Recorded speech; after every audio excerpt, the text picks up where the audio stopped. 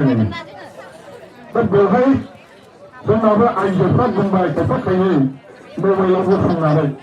मबाइलाव नायदां एकदम केमेरा मोखाङाव हा र' दा मोननायखौ खोन्थागोन आं केमेरा मोखाङाव गसंनानै जोंनाबो आइजोफ्रा बुंबाय खायसेया बबेनि आइजोफोर माब्रै होखोथाय ट्रेनिंआ होनानै मबाइल खाथियाव बुंबाय ओरै बुंनानै बेबो बेसेबांनि बायनानै ट्रेनिं होबाय आरो ओरैबायदि बुंबाय मा जों अरुणोदय आसनिखौ इउपिनि आगोलाव मोनोमोन दा हाग्रामा सारनि सरकार फैनाय लोगो लोगो मोनाखिसै जोंनिखौ दानना होबाय आरोखि दाना बिदि बुंबाय दा बेफोरखौ नायनानै जोंनाबो बर' आइजोफ्राथ' आखाइ मबाइल दंसै आजिखालि इउटुब माबा ससियेल मिडिया माबा मा होनो बे फेसबुक माबा ग्रुप नायलाजोबना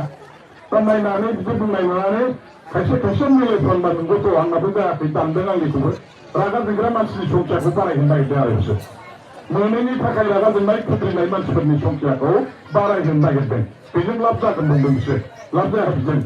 कारन जों नै इलेक्सन बायबानो देखायनोसै दाना जादुखौ माब्रैहाय मानो माखासे आइजोफोरनि अरुणोदय आसनिया जानाय जादिया मानो मोनदिया माखासेयाल' मोनबाय माखासेया मानो मोनदिया खारना मा जोंनि बिब' बिनानावफोर आं नोंथांमोननो मोजाङै खिन्थालांनो खोनासं जेब्ला जोंनि बिब' बिनानावफ्रा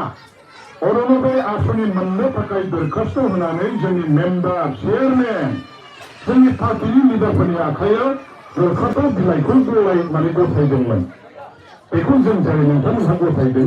गासिबो एक्सेल सिटआव टाइप बुनानै जोङो डिसि अफिसाव फै बानायनानै हैजोबदों बिनि गेजेरावनो मा खालामबाय माखासेया सोरनाबा जालांबाय सोरनाबा जाथ'वाखिसै थाबथाथ'बाय खिन्थु बिसोरो मोनगोन थाबथाथ'दोंसो दा मोनदांनाया बोरै मोनखो नोरै जानोसै दाना फाइलआ खुलिबाय नालाय एक नम्बरनिफ्राय फारि टाइप बुलांगोन ना बुलाङा 1 2 3 4 5 बिदि जालांगोन नङा होमबा दा डिसि अफिसाव अरुणोदय आसनिनि खामानि मावग्रा खेरानिया सासेल' दङ बेनो टाइप बुयो बेनो फाइल खाथुमो बेनो लेखाफोरखौ ज' खालामो बबे लेखाया गैया बेखौ बिहरफिनो दा नोङो दिनै क'क्राझाराव हाजार दरखास्त'खारिफोर दङ बेखौ हारसिङै सान हर खामानि मावबाबो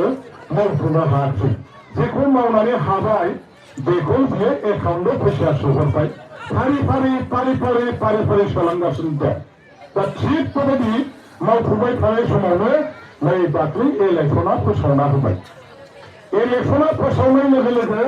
बेबायदि गभर्नमेन्टनि माबा माबि आसनिनि खामानिखौ मावनो मोना इलेक्सन कमिसना लोगो बन्द' खालामहरो दा बे इलेक्सन फोसावनायनि थाखायसो मावबाय थानाय बे खामानिया बन्द' जानायावसो जेसेसिम मावफाहैबाय बेखिनिनि मानसिया मोनबाय आरो मावफाहैनाय इलेक्सन फोसावनाय समसिम जेराव थाबथाबाय बे थाबथाना दंथ'यो फाइलाव दंजोबो गासिबो आरो बेखौ जोङो आसामनि मुख्यमन्त्रिजों रायज्लायबाय बे माखासेखौ इलेक्सन बायनानै जुदि खालामाबा अरजोंगोन बेखौ जों बुंबाय आरोखि दा बेवहाय जोंहा खोथा बाथ्राया गासिबो गभर्नमेन्टआ रायज्लायनानै थिग थाक खालामजोबखानायसो दा इलेक्सन बायनाय लोगो लोगो बै डिसि अफिसनि अरुणोदय आसनि मावग्रा खेरानिया कम्पिउटाराव जोंनि थाबथानानै थाथ'नाय बिब' बिनानावफोरनि नामखौ दरखास्त'खौ नायै कम्पिउटाराव सोयो एकाउन्टआव